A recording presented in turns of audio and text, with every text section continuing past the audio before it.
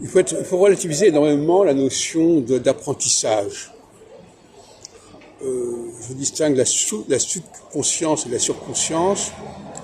Quand on vit dans un certain milieu, dans une certaine société, il y a des choses qu'on apprend de manière subconsciente et qui ne sont même pas formulables ou formulées de façon explicite.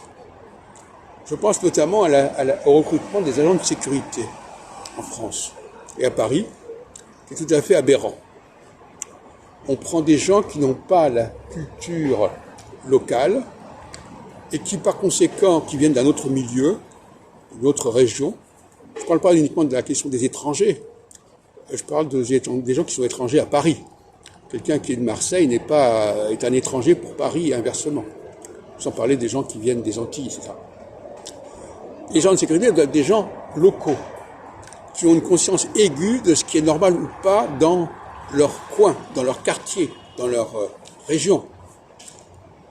Et ce savoir-faire, cette capacité à percevoir la normalité à la normalité, elle ne s'acquiert pas.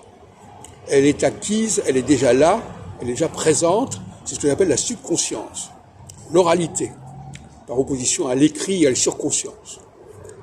Donc on voit que on voit énormément d'étrangers qui sont chargés de la sécurité. Pourquoi? On ne sait pas très bien. Enfin bon, il y a plusieurs raisons. Et à mon avis, on ne doit pas charger des étrangers de la sécurité. Pourquoi? Parce qu'eux-mêmes sont des étrangers, eux-mêmes ont une conscience très vague de la normalité locale, eux-mêmes sentent qu'ils ne sont pas dans la normalité eux-mêmes. Pour le moment où on n'est pas soi-même dans la normalité, on a du mal à capter la normalité de l'autre, ou en tout cas à la signaler, à la dénoncer. Donc c'est une sorte de cercle vicieux.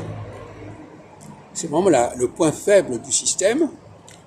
On a trop d'étrangers qui viennent d'ailleurs, chargés de la sécurité, et qui vont probablement se tromper dans leur appréciation de la situation et de la gravité, qui ne vont pas avoir seulement les bonnes réactions.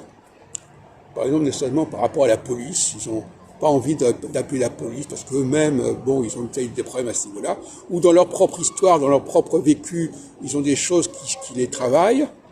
Donc ils ont un déterminisme social très différent de celui auquel ils sont censés s'adresser ici et maintenant, là où on leur demande de travailler. Et ça n'est pas du tout normal.